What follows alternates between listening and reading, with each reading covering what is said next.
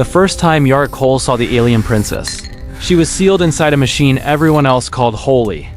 The chamber lay at the heart of the Celestial Bastion, a city fortress carved from a single floating continent above the gas giant Valerix. From the outside, the bastion looked like a cathedral married to a warship, all golden spires and rune-lit armor plating, its battlements bristling with plasma lances. Inside, the air hummed with ancient power, incense, and fear. Yarrick didn't belong there. He was a human mechanic, grease under his nails, patched jackets smelling faintly of lubricant and ozone. He'd been dragged halfway across the galaxy not because anyone respected his species, but because the galaxy was desperate. At the center of the chamber stood the Rio Quarry of Ascension, an ancient suit of living armor forged by a civilization long vanished. Suspended upright and locked in place by interlocking rings of alien metal, it pulsed with a dim amber glow. Inside it, immobile, eyes open but unfocused, was Princess Kaith of House Thazun, heir to the Valyrian Concord, and the reason wars had been fought for 3 years straight. She still lives, intoned High Marshal Vril, his 4 eyes fixed on the armor. His voice echoed through the vast chamber. Barely, Yarrick said, squinting at the machine. Barely alive is still alive. That's workable. A dozen warriors turned toward him at once. They were an intimidating sight. Knights of 100 species, each clad in ceremonial armor, bearing weapons forged from neutron steel, phase axes, grave hammers, psionic spears, legends, champions who had slain star beasts, toppled empires, and survived impossible odds. All of them had failed here. You mock sacred matters. Human, growled Sir Quarth, an Adrian knight whose armor bore the scars of a dozen campaigns. The Rio Quarry cannot be touched by unworthy hands. Yarrick shrugged. I'm not here to touch it. I'm here to fix it. A murmur rippled through the chamber. Outrage, disbelief, fear. Princess Kaith had been sealed into the Rio Quarry during a coronation ritual meant to awaken her latent bond with the ancient technology that governed Valerix's planetary shields. Something had gone wrong. The armor had locked, interpreting the activation as a threat response. Its safeguards were absolute. Any attempt to force it open triggered lethal countermeasures. Knights had tried strength and been burned, frozen, crushed, or erased. Scientists had tried logic. Their instruments failed or were rejected outright. Priests had tried prayer. Kaith remained trapped, her life slowly draining as the armor siphoned her bioenergy to sustain its own failing systems.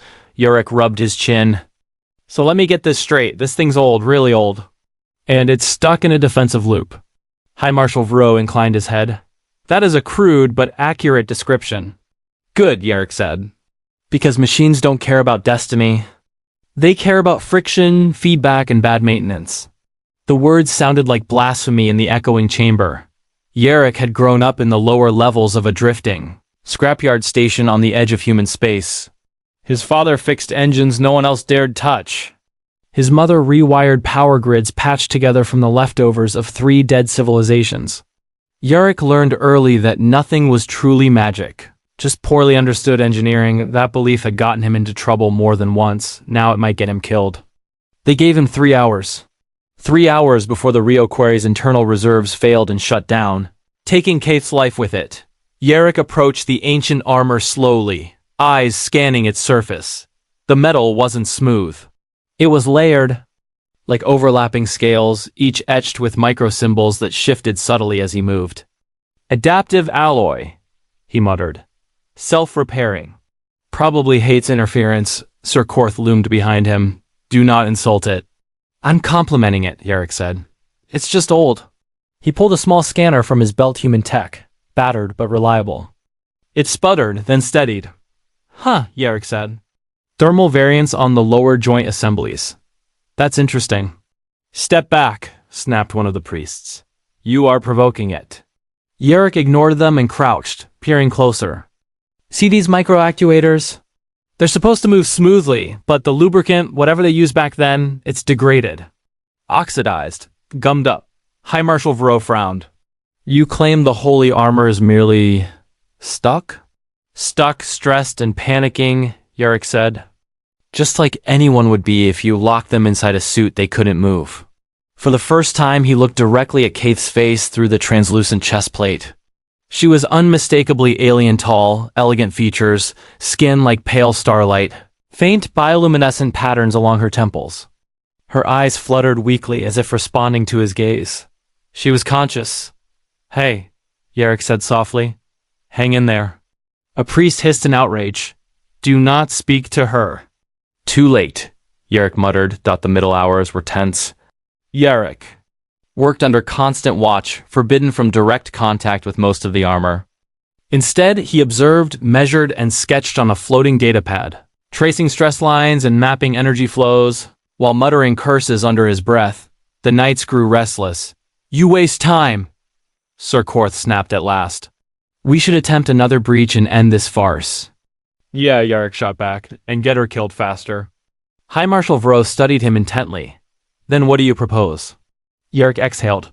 "I need to reduce friction, calm the system. Let it realize it's not under attack." The priests recoiled.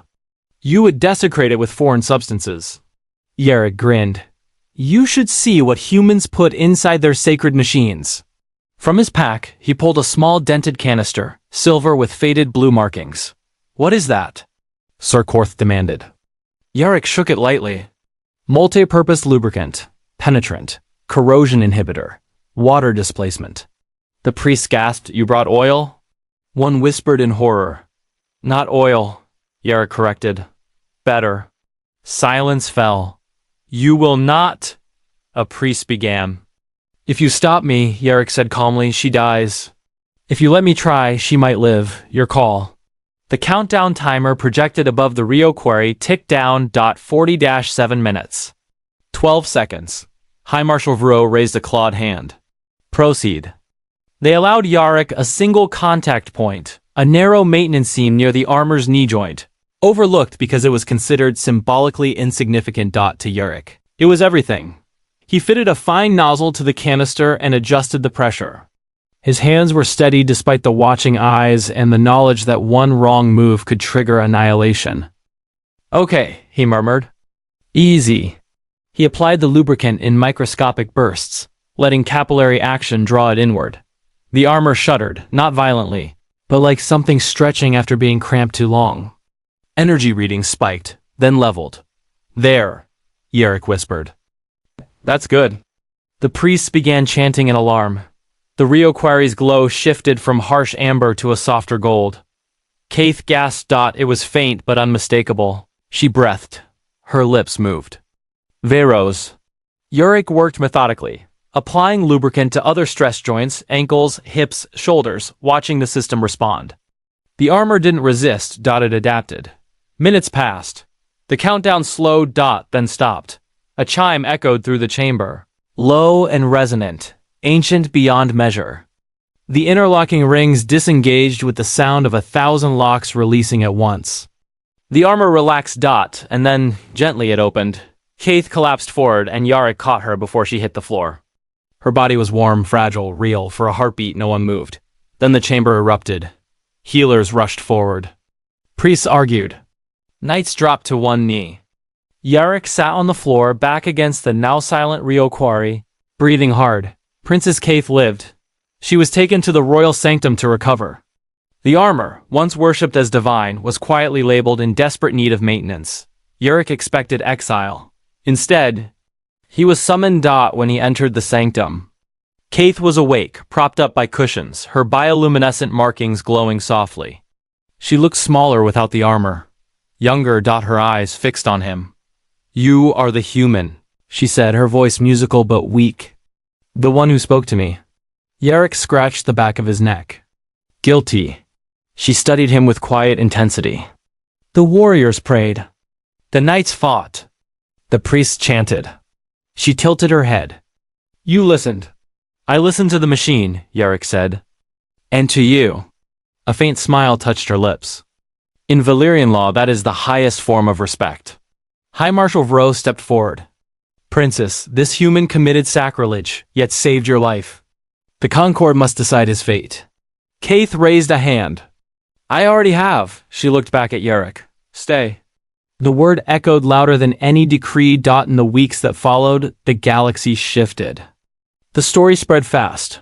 How a human mechanic had succeeded where legends failed. Some called it luck. Others called it heresy. Kaith recovered slowly, then fully. She spent hours with Yarrick asking questions, not just about machines, but about humans. Their stubbornness.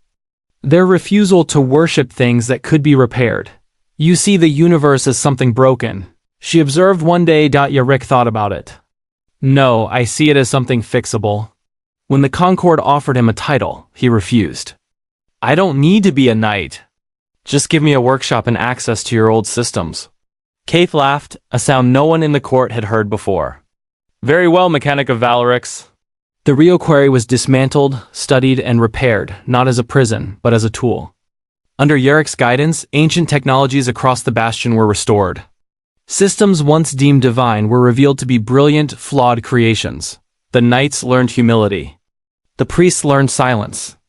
And Kaith learned freedom. On the day she ascended the throne, she did not wear the ancient armor. She stood unencumbered, a living ruler. When she looked down and saw Yarrick in the crowd, she nodded not as a princess to a subject, but as one survivor to another. The galaxy would remember the warriors who failed, but it would never forget the human mechanic who fixed what everyone else worshipped and, in doing so, changed the future of two worlds forever.